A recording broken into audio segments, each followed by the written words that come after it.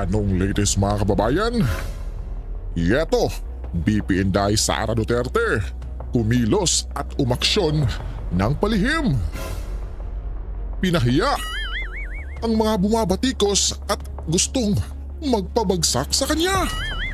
Naku po, mantakin mo kasi mga kabayan, sa kabila ng puro na lang paninira at ibinalita ng mga mainstream media na masama si BP Inday at dapat itong kasuhan at i-impeach pa, ay eto.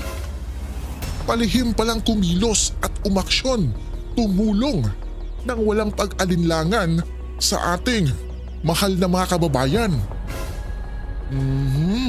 Eto, panoorin natin kabayan. 19 years ako nasa bundok. Gusto ko nang bumalik ba sa dating buhay ko noon na iniwanan ko pagpunta ko sa bundok. Nag-eskwela pa ako. Tapos nisulod ko dito kay na akong mama nag-recruit. Dibisita raman ako sa akong mama. Pero di naman ko puli. I want to work sa security sector kasi there will never be development kung hindi solid ang security backbone mo. Kasi karamihan naman ng problema ng insurgency, ng terrorism, nandyan yan sa Mindanao. Kinalakihan mo yan, naiintindihan mo siya. Pasalamat kami na nagiging recipient yung mga friends rescued namin dito sa 403rd Brigade. At ito na nga, nakita. At we will assure na magiging mga success stories ang mangyayari because we will really see to it na kung ano yung intent ng program is ma-realize talaga. Salamat kami kay BP Sara kasi binigyan kami niya ng pagkakataon na mamuhay ng may karunungan. Itong programa will really be successful for our former rebels. Ang sustainment kasi it's not more on yung fighting na napatayan.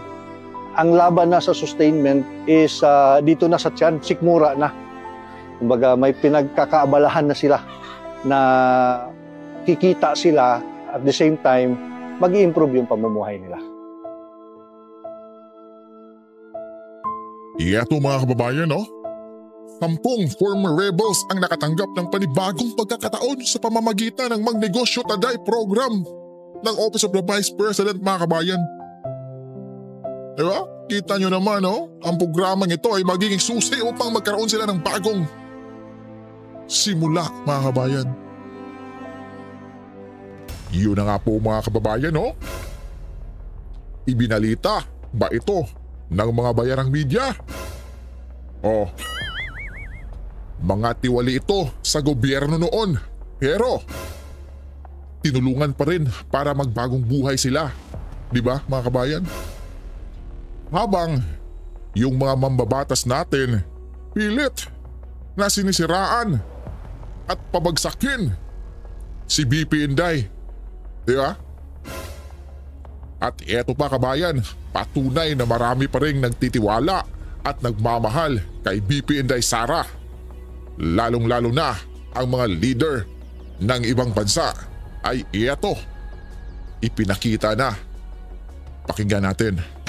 Ito ang balita ngayon. Viral at pinag-uusapan ngayon sa mundo ng social media. Ang di umano'y balita. Ito ang balitang dapat malaman ng taong bayan. Balitang hindi pinalabas ng bayarang media. Patuloy ang pamamayagpag ng Agila. Vice President Sara Duterte hindi na mapipigilan pa. Sana namang patunay na sa kabila ng samut-saring pangbabatikos sa Office of the Vice President, patuloy pa rin ang tiwala ng mga taga-ibang bansa sa kakayahan ni Vice President Sara Duterte. Kaya sila pa mismo ang nag-courtesy call dito at satellite office ng Vice President mabilis na umaksyon sa pagbibigay tulong sa mga nasalanta ng Bagyong Christine. At dating Pangulong Rodrigo Duterte, personal personal na nakiramay sa pamilya ng mga biktima ng Bagyong Christine. Pero bago ang lahat, kung bago ka pa lamang sa aming channel, please huwag kalimutang mag-like, subscribe at i-click ang notification bell para mas maging updated ka pa lalo sa lahat pa ng bagong video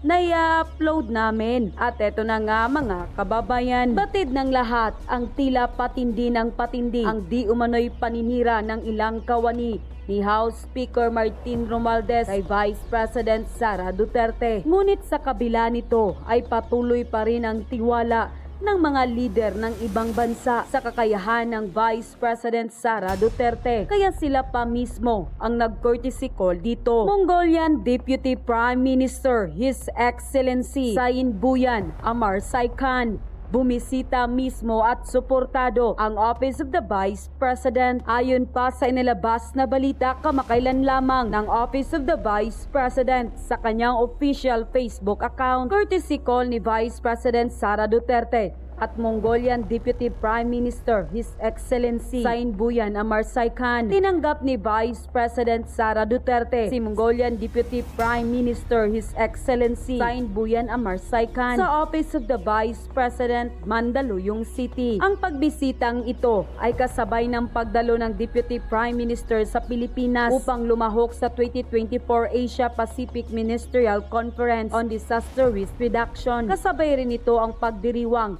ng 50th anniversary of diplomatic relations sa pagitan ng Pilipinas at Mongolia. Isang milestone na nagpapakita ng matagal ng pagkakaibigan at bilateral cooperation ng dalawang bansa. Sa kanilang pagpupulong, tinalakay nilang disaster risk reduction at pagkilala sa mga banta na dulot ng climate change at mga natural disaster na maaring makaapekto sa Pilipinas at Mongolia. Binigyang diin nila ang mahalagang papel ng pagiging handa at pakikipagtulungan sa pagtugon sa mga makabuluhang banta sa kaligtasan at kapakanan ng dalawang bansa. Unquote. Dito natin makikita mga kababayan ang tunay na pagmamahal ng Vice President na si Sara Duterte sa mga mamayang Pilipino at ang patuloy pa rin ng pagtulong at serbisyo ng Vice President na si Sara Duterte sa kabila ng hindi pagsuporta sa kanya ng gobyernong kumakalaban sa kanya. At habang tila busy ang ilang mangbabatas sa mga pagdinig na tila pamumulitika lang di umano sa mga Duterte, ay busy naman ang satellite office ng pangalawang Pangulo sa walang humpay na pagbibigay ng tulong sa mga lugar na nasalanta ng Bagyong Christine. Kasama ng pangkat ng Office of the Vice President si dating Pangulong Rodrigo Duterte na personal na nakiramay sa mga pamilya ng biktima ng Bagyong Christine. Ayon pa sa post ng Office of the Vice President, former President Rody Duterte on Tuesday, October 29, 2024, personally condoled with the families of Typhoon Christine PH victims who died from a landslide last October 24, 2024 in Barangay Sampaloc, Talisay, Batangas. Together with him is a team from the Office of the Vice President Special Project Division and Public Assistance Division to provide boreal assistance for the affected families. He also joined the OVP Disaster Operations Centers Relief Operation and different evacuation centers in Talisay and Laurel, Batangas. Tuloy-tuloy pa rin ang pamimigay tulong ng Office of the Vice President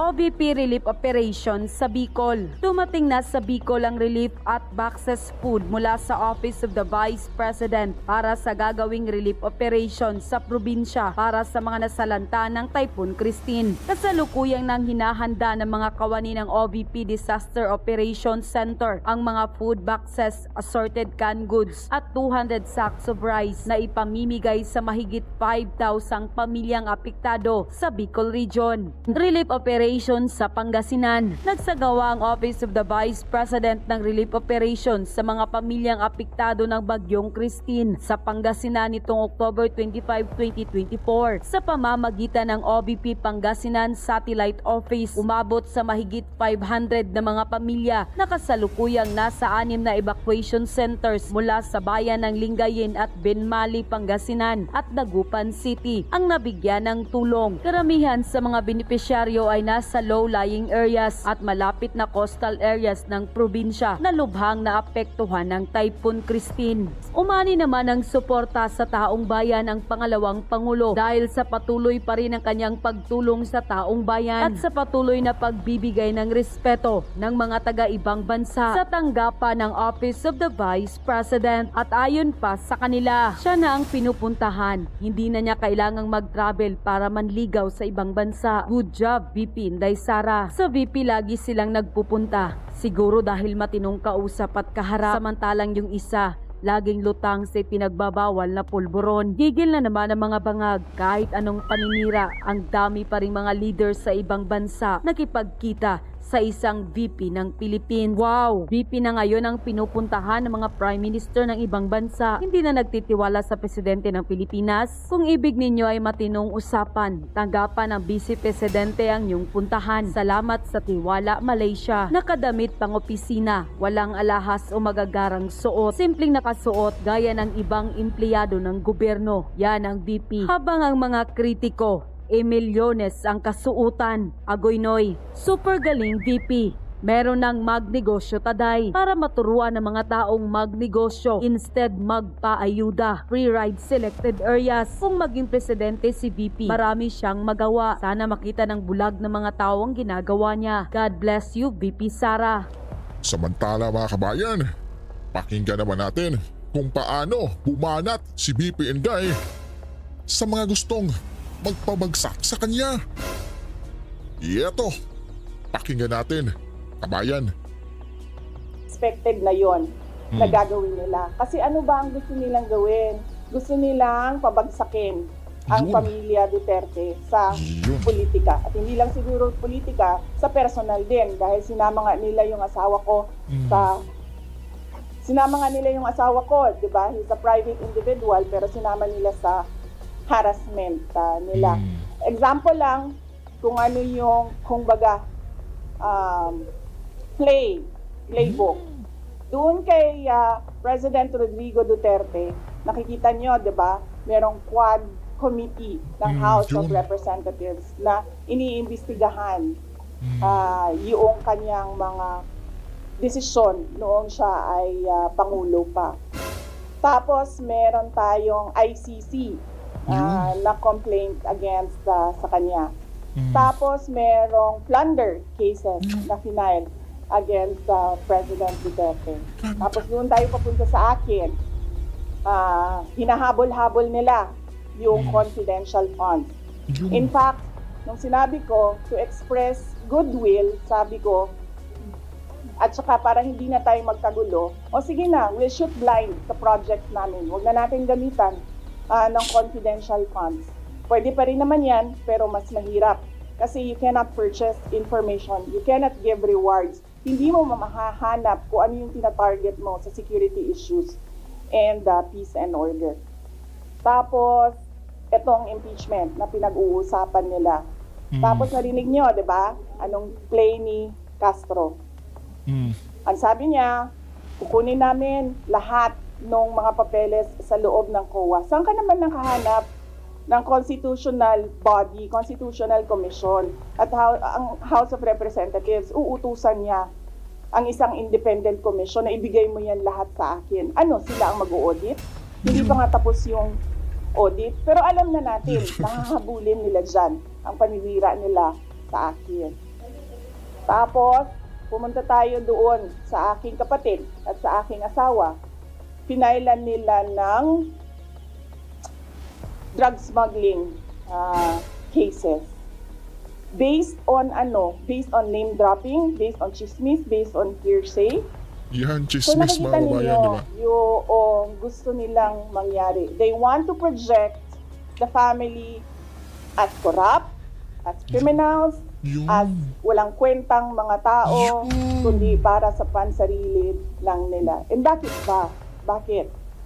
And all because, sinabi ko na dati, we are a threat to the perpetuation in power of people na interesado maging, sabihin na natin Prime Minister, kung matuloy yung niluluto nilang chacha o President, kung hindi maluto yung chacha nila.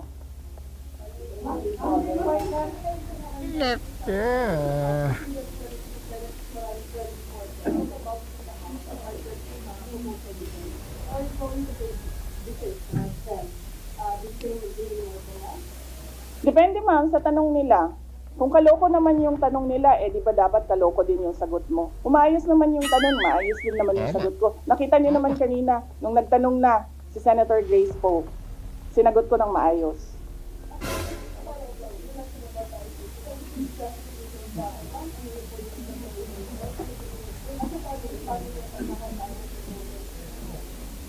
Sa amin po kasi, we put line. Hindi po kami nagkikriss-cross ng problema namin. Tulad po ng sinabi ko sa amin mag-asawa, kung issue niya yon, ang drug smuggling, siya lang ang magsasalita, siya ang mag-aasikaso.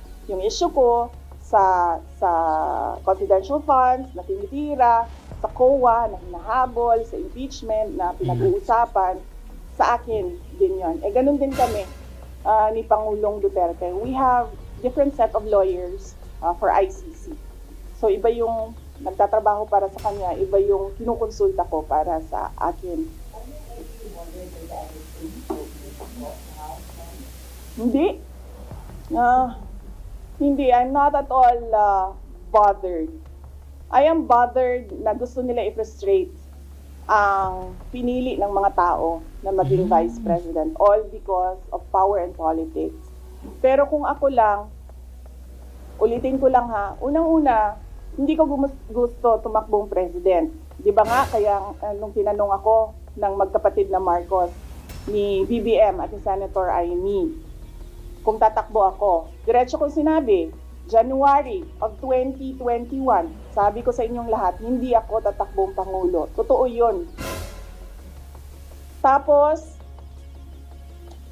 hindi ako tatakbong Vice President. Kasi hindi naman napag-usapan yon before the deadline of filing of candidacy. Hindi napag-usapan ang pagiging Vice Presidente. Kaya tumakbo akong mayor. Kasi ano bang pangarap ko sa buhay?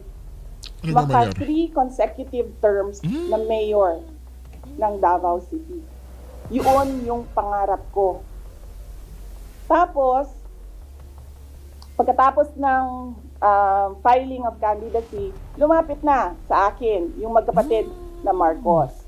Sabi nila, hindi kami mananalo kung hindi mo tutulungan kami sa Mindanao at sa Visayas. Sabi ko sa kanila, okay, sige, dahil maraming big ticket project si Pangulong Duterte sa Davao City, sa Mindanao at sa ibang lugar pa ng ating bansa na gusto nating mapatuloy. Kaya nga, di ba, tumakbo kami on the platform of unity and continuity na hindi natin nakikita ngayon na saan na yung mga big ticket projects. Wala na lahat. Unappropriated.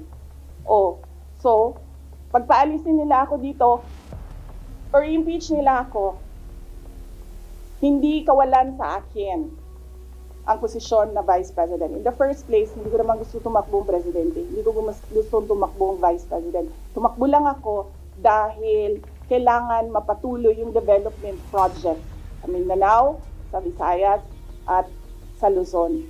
At naisip ko at that time, if I am Vice President, patututukan yung mga proyekto na yon na okay, wala na rin lahat ngayon dahil unappropriated na sila lahat. Dahil madam, nabudol tayo. Di ba mga babayan? Ang galing-galing pala nila mangbudol mga babayan, no? Ultimo si BP Inday, nakuha nilang budulin mga babayan. Naku po. Of course not. I do not regret running for Vice President kasi imagine niyo kung ako mayor ngayon at hinahabol-habol nila ako dahil alam nilang pwedeng tumakbo ito sa 2028. Yun. Diba? Tama, wala. Diba? So, bakit ko nire-regret yan? Hahabulin nila ako. Alam nyo, kahit matanggal nila ako as Vice President, hahabulin nila ako until the day na maupo sila sa 2028. Grabe pala sila Ano? madam, no? Ngayon na. Alam, Nga. mahirap sagutin ang 2028 kasi imagine ninyo, pagbaba ko dito, nahulog ako doon sa hagdanan. 'Di ba? Namatay ako bukas. Sayang Huwag naman yung sana, madam. paghahanda ko. Huwag madam. Sayang yung paghahanda ko dahil ang layo ng 2028. Dapat magplano for 2028 sa 2027 at fourth quarter ng 2026. Pero sila madam, kahit malayo pa yung 2028, ay inagahan na nilang siraan kayo Madam President, Madam Vice President. Di ba mga kabayan? Di ba? Sobrang aga, di ba? Binaliwala nila yung mga mga kabayan, yung mga may nangyaring masakuna, di ba? Wala yan, di ba? Unahin natin si BP Sarang pabagsakin. Dahil tinik sa lalamunan itong si BP Inday pagdating ng 2028 presidential election. Di ba mga kabayan? Oh. Naku po. Wala akong planong ganyan. Yes, ma'am. Wala naman kaming, ano ba sinabi nila, huwag kami matakot. Hindi kami takot. Hindi kami takot. Sumasagot lang kami sa kanilang mga atake sa amin. At gusto lang namin ipresenta sa taong bayan ang isang perspective na ginaganito kami dahil we are a threat politically and for power.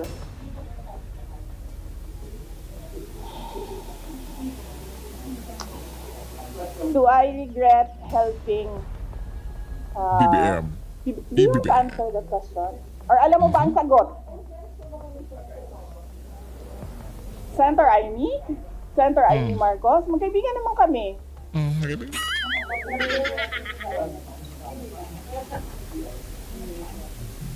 Kasi ganito yun, sabi ko nga kanina Inisip ko na yan Sinabi ko kanina Kung hindi naman ako tumakbong Vice President, Mayor ako, hahabulin pa rin ako hindi nga natin alam kung sinong mananalo nun Kung hindi ako tumakbong Vice President, hindi siya ang President. So likely yung isa ang President. Lalo na yun. Kita nyo nga doon, di ba? Tanggalin daw ang...